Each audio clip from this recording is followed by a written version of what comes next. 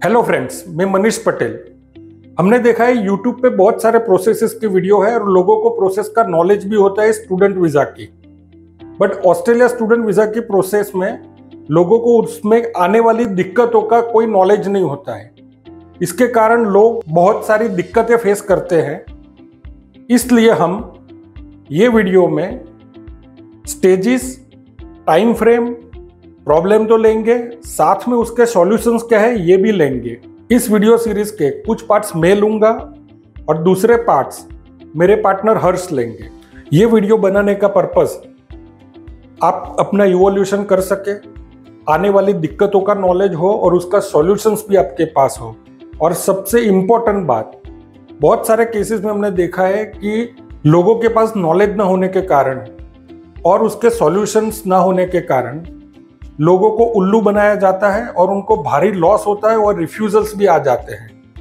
हमारे जैसे बहुत सारे जो माइग्रेशन का बिजनेस करते हैं, ऐसी कंपनियों का एक्सपीरियंस रहा है कि 15% लोगों का फाइल वीज़ा सबमिशन तक ही नहीं पहुंचता और 10% लोगों को तो इंटेक डिफर ही करना पड़ता है। तो चलिए देखते हैं स्टूडेंट और उनके फैमिलीज वीज़ा प्रोसेस के दौरान क्या क्या दिक्कतें फेस करते हैं।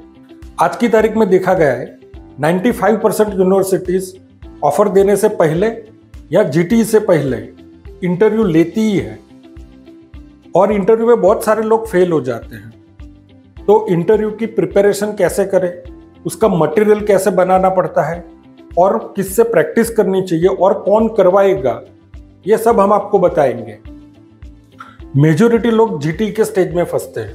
आपने इंटरव्यू भी पास कर लिया, आपकी फैमिली कितनी भी फाइनेंशियल कैपेबल है, बट ये कैपेबिलिटी को ऑन पेपर प्रूव करना होता है और इसमें 75% लोग फंसते हैं। मेजॉरिटी माइग्रेंट एजेंट्स का एक्सपीरियंस रहा है कि 25% लोगों को जीटी के स्टेज में कोई तकलीफ नहीं होती है, 50% लोगों को बहुत सारी दिक्कतें होती है, बाद में प्रूव कर सकते हैं, 10% लोगों को इंटेक डिफर करना पड़ता है और 15% लोग तो कभी जीटी प्रूव ही नहीं कर सकते। और मजे की बात यह है कि ये भारी दिक्कतों के लिए ना स्टूडेंट और ना उनके पेरेंट्स जिम्मेदार होते हैं, ना एजेंट्स की नॉलेज जिम्मेदार होती है, बट इसके लिए जिम्मेदार होती है एक आम आदमी का काम करने का तरीका, जो 1000 में से एक आदमी का ही सिर्फ सही होता है। इसीलिए 99% कंपनी में गलत तरीके से वीजा फाइल की प्रोसेस होती है, इसीलिए भारी दिक्कतों का सामना करना पड़ता है। कई बार हमने देखा है कि लोगों के पास प्रॉपर्टी होती है बट वो एनओसी टाइटल क्लियर नहीं होती है या रेंट के होम में रहते हैं। तो ये केस में विदाउट प्रॉपर्टी एजुकेशन लोन लेना पड़ता है और इसमें बहुत सारी दिक्कतें आती है। तो बिना प्रॉपर्टी एजुकेशन लोन कैसे ले सकते हैं, उसके रूल्स क्या है, ये हम बताएंगे। 35 से 40 लाख रुपया फंड बताने के बावजूद फैमिली की 10 से 12 लाख रुपए की इनकम बताना जरूरी होता है। बट इस केस में हमने देखा है कि लोग टैक्स बचाने के लिए 4 से 5 लाख रुपए के रिटर्न भरते होते हैं, मदर के होते ही नहीं है, या फिर अगर समझो उनमें कोई बिजनेस बताए या जॉब बताए तो उसके प्रूफ नहीं होते हैं। तो ये प्रॉब्लम को कैसे हैंडल करें, इसको हम लोग डिटेल में लेंगे। ऑस्ट्रेलियन स्टूडेंट वीजा की प्रोसेस में अमेरिका की तरह आपको इंटरव्यू देने तो जाना ही नहीं है। तो आपको प्रेजेंट करती है आपकी statement of purpose means SOP. और मेजॉरिटी रिफ्यूजल केस में हमने देखा है कि ये एसओपी में ढंग नहीं होता है, इसीलिए रिफ्यूजल ज़्यादा आते हैं। और एम्बेसी के ऑफिसर आपकी स्टेटमेंट ऑफ पर्पस को डिटेल में पढ़ते हैं और आपके फाइनेंशियल्स पे ज़्यादा ध्यान देते हैं। अगर इसमें उसको कुछ भी ओके नहीं लगा तो आपका वीज़ा ग्रांट नहीं आएगा। मेजॉरिटी एसओपीज में वाई क्लियर किए जाते हैं और रीजंस दिए जाते हैं, पर ये यूनिक तरीके से नहीं किए जाते। इसीलिए हमने देखा है कि वीज़ा रिफ्यूजल के चांस ज़्यादा हो जाते हैं। ये यूनिक तरीके से कैसे किया जाता है, ये हम आपको एक रियल एग्जाम्पल के साथ में, हमारे एक स्टूडेंट का फरवरी में रिफ्यूजल था और 3 महीने के अंदर ही उसको वीज़ा फिर से मिला था। ये एग्जाम्पल के साथ में बताएंगे। 100 में से 99% लोगों को रीजनल एरिया में जाना होता है क्योंकि वहां पे पीआर में 5 पॉइंट एक्स्ट्रा मिलते हैं स्टडी के। बट यही 5 पॉइंट के लिए लोग बहुत फ्रस्ट्रेट होते हैं, उनको एडमिशन लेने में बहुत सारी देर लगती है एडमिशन मिल गया तो जीटी क्लियर होने में बहुत देर लगती है और इंटेक डिफर करना पड़ता है। ऐसी बहुत सारी दिक्कतों के पीछे क्या कारण है ये हम आपको बताएंगे और उसमें एजेंट्स की कोई मिस्टेक नहीं होती है। जो भी स्टूडेंट्स 3-4 एजेंट्स को मिलने के बाद हमारे पास आते हैं वो हमें बोलते हैं कि एक थर्ड पार्टी एजेंसी चार्ज लेके फंड बताने की जिम्मेदारी ले रही है। क्या आपके पास ऐसी कोई एजेंसी है? और ये एक शॉर्टकट है और हर एक को इससे छूटना है। तो ये एक्सटर्नल फंड बताने से क्या रिस्क है और उसमें क्या परिणाम आ सकता है और उसमें आपको कितने साल का बैन लग सकता है ये भी हम आपको बताएंगे। जिन लोगों का एकेडमिक स्कोर कम है उनको पीक्यूपी कोर्स के साथ में एडमिशन मिलता है। जिनका इंग्लिश प्रोफिशिएंसी में कम रिजल्ट है उनको एलई कोर्स के साथ एडमिशन मिलता है। बट लोगों को ये डर लगा रहता है कि इसमें रिफ्यूजल के चांसेस बहुत ज़्यादा है और ये गलत मान्यता को एजेंट्स 100% में बदल देते कि हाँ इसमें रिफ्यूजल ज़्यादा है। बट ये गलत बात है। ये किस तरह से गलत है ये आपको हम डिटेल में बताएंगे। ज़्यादातर लोगों को कम से कम फीस लेने वाली यूनिवर्सिटी में ही जाना होता है बट ये 20-30% फीस बचाने के चक्कर में बहुत बड़ा रिस्क हो जाता है फाइल में और वीज़ा रिफ्यूज़ल के चांस भी बहुत बढ़ जाते हैं। ऐसा क्यों होता है और इसको कैसे अवॉइड करना चाहिए ये हम आपको डिटेल में बताएंगे। मार्केट में मेजॉरिटी 3 तरह के एजेंट्स होते हैं। एक नॉन रजिस्टर्ड एजेंट्स जो होलसेल में होते हैं, दूसरे एरी मेंबर्स जो बहुत ही कम होते हैं और सबसे कम जो एजेंट्स रहते हैं वो मारा एजेंट्स होते हैं जो ऑफिशियली रजिस्टर्ड माइग्रेंट एजेंट्स हैं। ये तीनों एजेंट्स को 3 कैटेगरी में बांट सकते हैं, अच्छे, बेहतर और बेस्ट। तो किस तरह के एजेंट आपके लिए बेस्ट रहेंगे और लास्ट तक आपका साथ देंगे ये हम आपको डिटेल में बताएंगे। जो लोग मैरिड है या बच्चे भी हैं तो उनको स्पाउस के साथ में ही जाना होता है पर इसमें यह डर भी लगा रहता है कि वीजा रिफ्यूजल ना आ जाए। पर यह बात गलत है, विद फैमिली भी वीजा मिलता है। तो स्पाउस के क्या एकेडमिक्स होने चाहिए, फाइनेंशियल कितना बताना पड़ेगा, मैरिज कितना पुराना होना चाहिए। अगर साथ में वीजा फाइल की प्रोसेस पॉसिबल नहीं है तो मेन एप्लीकेंट को वीजा आने के बाद स्पाउस कब वीजा फाइल रख सकता है ये सब हम आपको डिटेल में बताएंगे।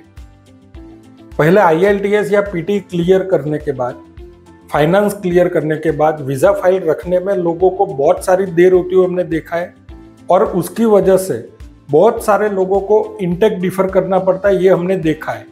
ये बहुत ही लंबी प्रोसेस को कैसे मिनिमम टाइम में कर सकते हैं ये हम आपको डिटेल में बताएंगे। कौन सी एग्जाम में मेजॉरिटी लोग ज़्यादा स्कोर करते हैं, मिनिमम कितने IELTS या PT स्कोर पे एडमिशन मिलता है और गुजराती मीडियम में जो स्टूडेंट्स पढ़े हैं उनको कितनी बार अटेम्प्ट करना चाहिए ये हम आपको डिटेल में बताएंगे। 11 से ज़्यादा बैकलॉग होने पर मेजॉरिटी एजेंट्स उनको एडमिशन नहीं होगा या रिफ्यूज़ल के चांसेस ज़्यादा है वीज़ा में, ऐसा बोल देते हैं। बट ये बात गलत है और स्टूडेंट मान भी लेते हैं। पर हमारे एक्सपीरियंस में यह है कि 26 बैकलॉग के साथ में भी यूनिवर्सिटी एडमिशन देती है और 22 बैकलॉग के साथ में वीज़ा भी ग्रांट हुए हैं। तो बड़ी कंपनियां क्यों ऐसी प्रोफाइल्स को मना करती है जिसमें बैकलॉग्स 11 से ज़्यादा है और छोटी कंपनियां अगर फाइल ले भी ले तो उसको सक्सेसफुली प्रोसेस नहीं कर सकती, ऐसा क्यों होता है ये हम आपको डिटेल में बताएंगे। ज़्यादातर लोगों को 65% के नीचे परसेंटेज पे एजेंट्स बोलते हैं कि आपको PQP कोर्स के ही साथ में जाना पड़ेगा, बैचलर्स या मास्टर में। बट ये बात गलत है। हमने देखा है 50 to 55% पे भी यूनिवर्सिटीज ने एडमिशन दिया है। ये कैसे हो सकता है ये हम आपको डिटेल में बताएंगे। लोगों के पास बहुत सारा अलग अलग इन्वेस्टमेंट्स होता है, जैसे शेयर में, म्यूचुअल फंड्स में, LIC में, PPF में, EPF में, गोल्ड में, रियल एस्टेट में। बट ये सब एसेट्स को जो स्टूडेंट वीज़ा में फंड बताना होता है उसमें डायरेक्टली इन्वॉल्व नहीं कर सकते।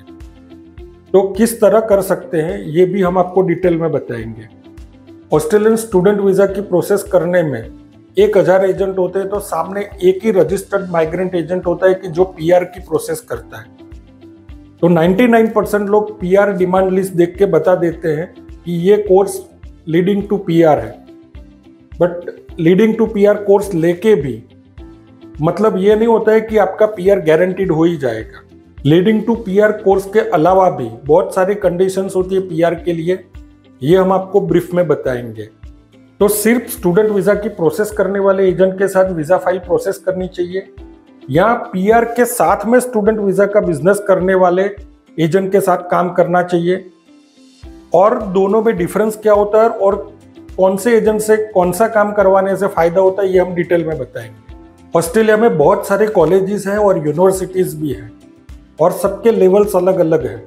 तो किस तरह के यूनिवर्सिटी में एडमिशन लेना चाहिए, रिलेवेंट कोर्स में एडमिशन लेना चाहिए या नहीं, अगर रिलेवेंट स्टडी के ऑपोजिट आपका एक्सपीरियंस है, जैसे कि इंजीनियरिंग में पढ़ाई की है और एक्सपीरियंस मैनेजमेंट में है, तो किस तरह से कोर्स ले सकते हैं जिसके आपके वीज़ा के चांसेस बढ़ जाए, ये हम आपको बताएंगे। आफ्टर 12th स्टडी गैप के अलग रूल्स हैं और मास्टर्स और बैचलर्स के बाद में स्टडी गैप के अलग रूल्स हैं, ये हम आपको डिटेल में बताएंगे। जिनका कैश में सैलरी आ रहा है तो वो कंसीडर होगा कि नहीं, ये भी बताएंगे। किस तरह के डॉक्यूमेंट्स देने चाहिए और उसमें किस तरह की प्रोफेशनल लैंग्वेज और फॉर्मेट्स यूज होने चाहिए, ये हम आपको डिटेल में बताएंगे। और जिनका मास्टर्स ऑलरेडी खत्म है और एक्सपीरियंस भी ले चुके हैं, वो डबल मास्टर के लिए जा सकते हैं या नहीं और एडमिशन मिलेगा कि नहीं, ये भी डिटेल में हम बताएंगे। सबसे पहला और सबसे बड़ा कंफ्यूजन ये होता है कि कई सारे एजेंट्स फ्री में वीजा फाइल प्रोसेस करते हैं, कोई 5000 में भी करता है, कोई 10,000 में भी करता है, कोई 25,000 में भी करता है। तो इनमें डिफरेंस स्टूडेंट्स या पेरेंट्स समझ नहीं पाते हैं। तो शुरुआत में सस्ता फिर बाद में बहुत ही महंगा कैसे साबित होता है, ये हम आपको बताएंगे। और किस किस तरह से एजेंट्स हिडन तरीके से आपसे पैसा कमा सकते हैं, ये भी हम आपको डिटेल में बताएंगे। कई बार हमने विजिटर टू स्टूडेंट, जो सबसे सस्ता और सबसे फास्ट रास्ता है, इसके ऊपर लोगों को सोचते और जाते हुए देखा है। बट यंगर लोगों की अलग पॉसिबिलिटी होती है और एजेड पीपल जिनका 35 to 40 का एज है, उनकी अलग पॉसिबिलिटी होती है।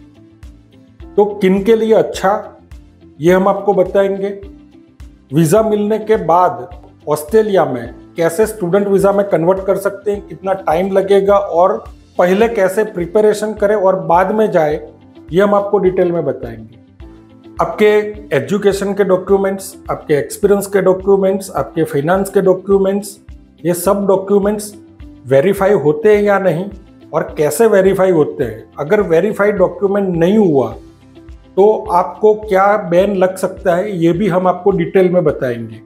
ये मैंने कुछ ही प्रॉब्लम्स और कन्फ्यूजन्स लिए हैं, इसके अलावा भी बहुत सारे कन्फ्यूजन और प्रॉब्लम्स आते हैं। अगर आपकी स्टूडेंट वीज़ा की फाइल चल रही है और आप कोई प्रॉब्लम फेस कर रहे हैं या आप स्टूडेंट वीज़ा की प्रोसेस करना चाहते हैं और कोई प्रॉब्लम आपको लग रहा है, तो आप ये वीडियो के कमेंट में भी डाल सकते हैं और स्क्रीन में बताए हुए नंबर पे फ़ोन करके भी आप बता सकते हैं। 100% आपको सॉल्यूशन मिलेगा, ये हमारा वादा है।